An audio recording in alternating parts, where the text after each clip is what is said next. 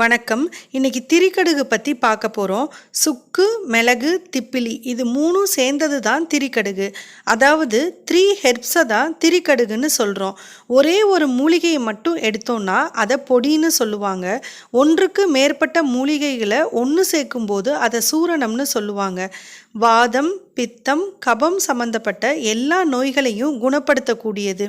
விட்டு விட்டு வரும் முறை காய்ச்சலையும் குளிர்காய்ச்சலையும் குணப்படுத்தக்கூடியது. இது சுக்கு. காய வச்ச இஞ்சியை தான் சுக்குன்னு சொல்கிறோம்.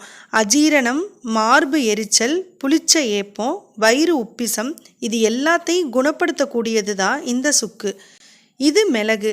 இதோட மருத்துவ குணம் நம்ம எல்லாருக்குமே தெரிஞ்சது தான்.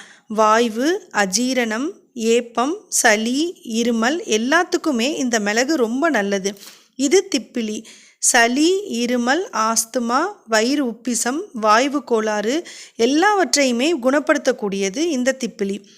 சித்த மருந்து கடைகளில் சுக்கு 50 கிராம், மிளகு 50 கிராம், திப்பிலி 50 கிராம் வாங்கிக்கங்க. இது 3யுமே சரிசமமாக எடுத்து பொடி பண்ணி கலந்து வச்சுக்கோங்க. அப்படி இல்லைன்னா இந்த மாதிரி திரிகடுகு சூரணம்னு எல்லா சித்த மருந்து கடைகள்லையும் கிடைக்கும்.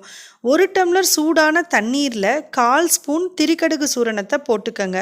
அதில் 2 மடங்கு அளவு, அதாவது அரை ஸ்பூன் நாட்டு சர்க்கரையோ அல்லது பனை வெல்லமோ சேர்த்து நல்லா கலந்துட்டு காலையில் ஒரு வேளை மட்டும் வெறும் வயிற்றுல குடிக்கலாம். திரிகடுகு மாத்திரையாகவும் கிடைக்குது. இதை காலையில் சாப்பிட்றதுக்கு அரை மணி நேரம் முன்னாடி ஒரு மாத்திரை போட்டுக்கலாம். திரிகடுகு லேகியமாகவும் கிடைக்குது. காலையில் சாப்பிட்றதுக்கு முன்னாடி அரை ஸ்பூன் அளவு எடுத்து சாப்பிட்டுட்டு இளம் சூடான தண்ணீரில் அரை டம்ளர் குடிச்சிருங்க. திரிகடுகு சூரணம், திரிகடுகு மாத்திரை, திரிகடுகு லேகியம் 3மே சித்த மருந்து கடைகளில் கிடைக்குது. இது 3ல் எது உங்களுக்கு கிடைக்குதோ அதில் ஏதாவது ஒன்றை மட்டும் நீங்கள் எடுத்துக்கலாம். சித்த மருந்துகள் பற்றி நிறைய விஷயங்களை தெரிஞ்சுக்கிறதுக்கு இந்த சேனலை சப்ஸ்கிரைப் பண்ணிக்கங்க. இந்த வீடியோ உங்களுக்கு பிடிச்சிருந்ததுன்னா மற்றவங்களுக்கும் ஷேர் பண்ணுங்கள். உங்களுடைய கருத்துக்களை கமெண்ட்ஸில் பதிவு பண்ணுங்கள். தேங்க்யூ.